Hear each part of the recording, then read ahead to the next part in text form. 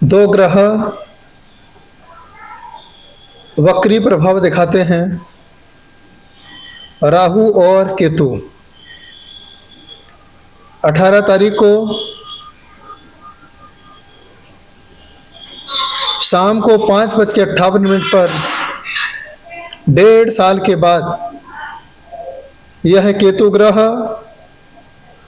कन्या राशि से निकल करके सिंह राशि में गोचर कर चुके हैं। 1.5 साल तक इसी राशि में ही रहेंगे। यह ग्रह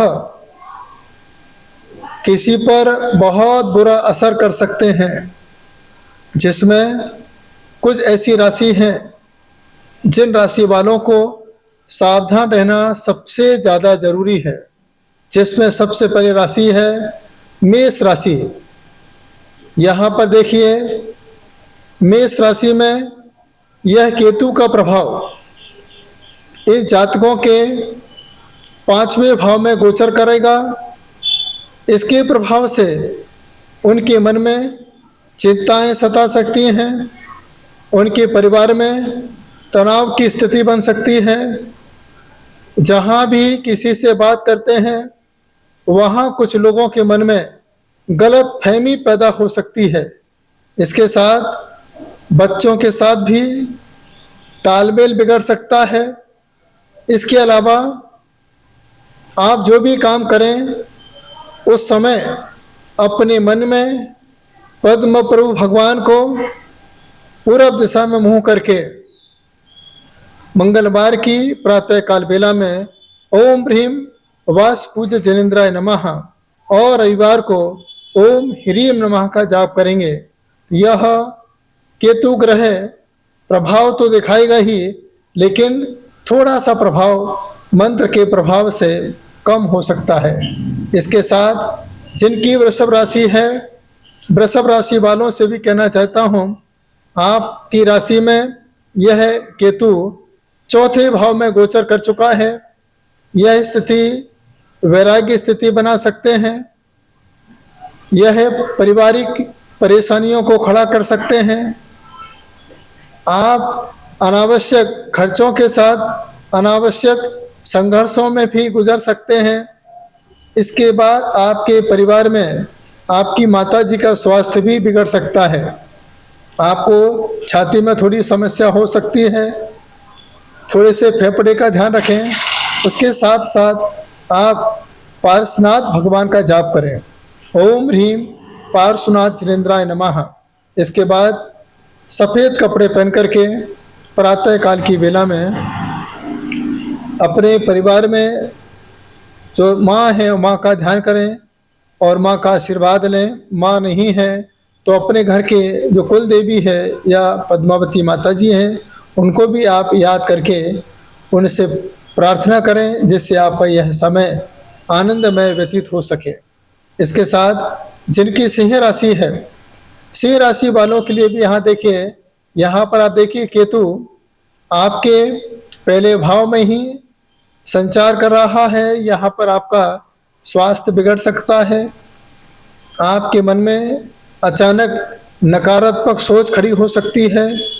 इसके साथ आप वैवाहिक जीवन से परेशान होंगे या परिवार में कहीं ना कहीं बोलचाल की स्थिति की वजह से आपके मन में मानसिक तनाव पैदा हो सकता है। इसके बाद व्यापार में भी आपको तनाव हो सकता है। आप जो भी निर्णय ले रहे हैं बहुत सोच समझ के लें, क्योंकि निर्णय क्षमता भी आपकी यहाँ कम हो सकती है। आपका मन बहुत उदास हो सकता है।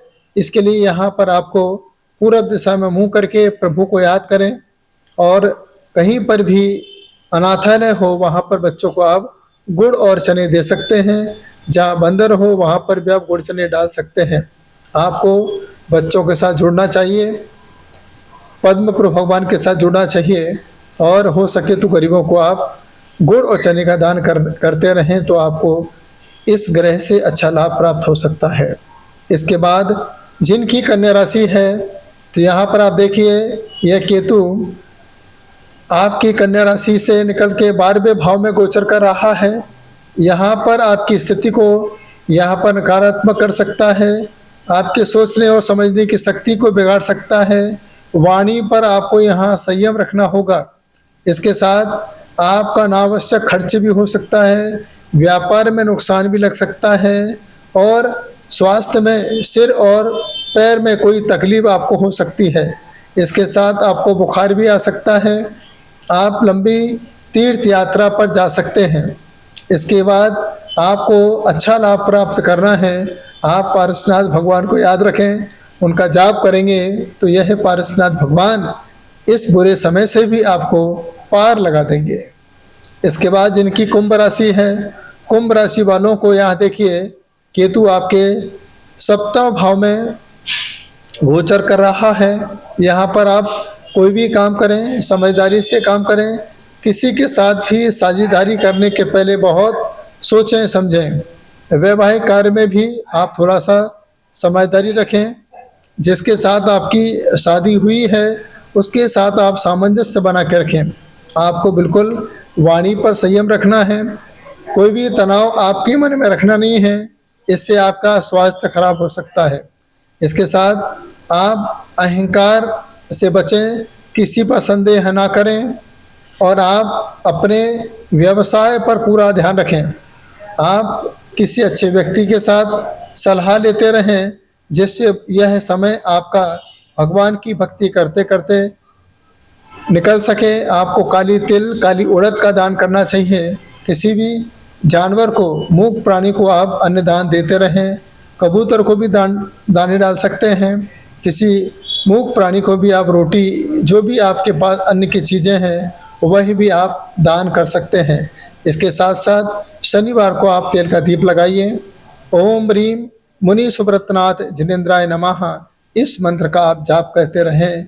यह वक्री ग्रह केतु हो चाहे राहु हो, अपने आप में ही आपके जीवन में तनाव की स्थिति को बना सकता है। तो आप यहाँ पर धर्म ध्यान से जुड़ें, प्रभु की भक्ति से जुड़ें, मंदिर जाएं। मैं तो कहूँगा ऐसी राशि वाले भगवान का अभिषेक चालू कर दें, आरती करना चालू कर दें, साधु का समागम प्राप्त करना चालू कर दें। तो यह बुरा समय भी उनका निकल सकता है। यह चातुर्मास का समय है, साधु के सत्संग में व्यतीत करेंगे तो मुझे लगता है बुरा समय उनका बाल विवाह का नहीं कर सकता है। तो यह ज्योतिष विद्या है, जो ज्योतिष से निकली हुई है, वही मैं आपके बीच में रख रहा हूँ।